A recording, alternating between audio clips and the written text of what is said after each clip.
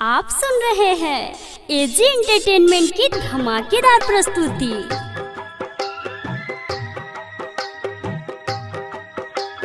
DJ Kanchan Raj Hajipur Vaishali. Mix by AG recording studio.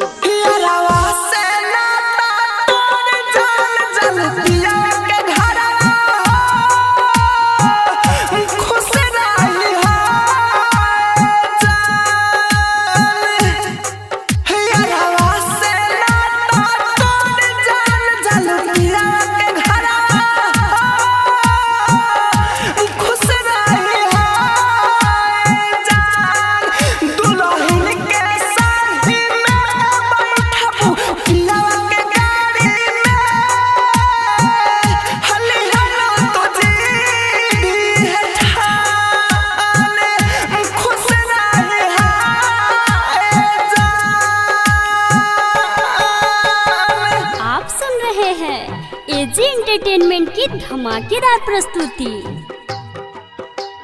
DJ Kanchan Raj Hajipur Vaishali.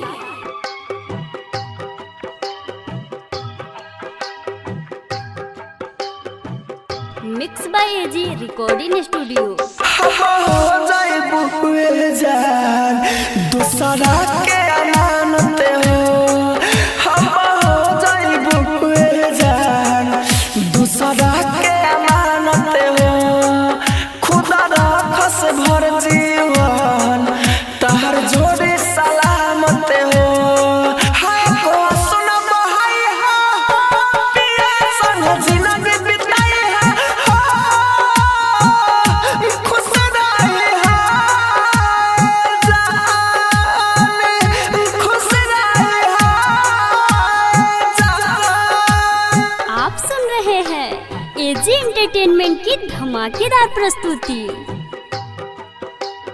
DJ Kanchan Raj Hajipur Vaishali.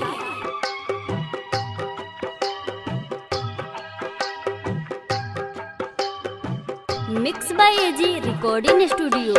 किस्मत के लिखल जन के न बदली हो। किस्मत के लिखल जन के न बदली हो। हमारा तहला फिकर कैसे जीव बदली हो।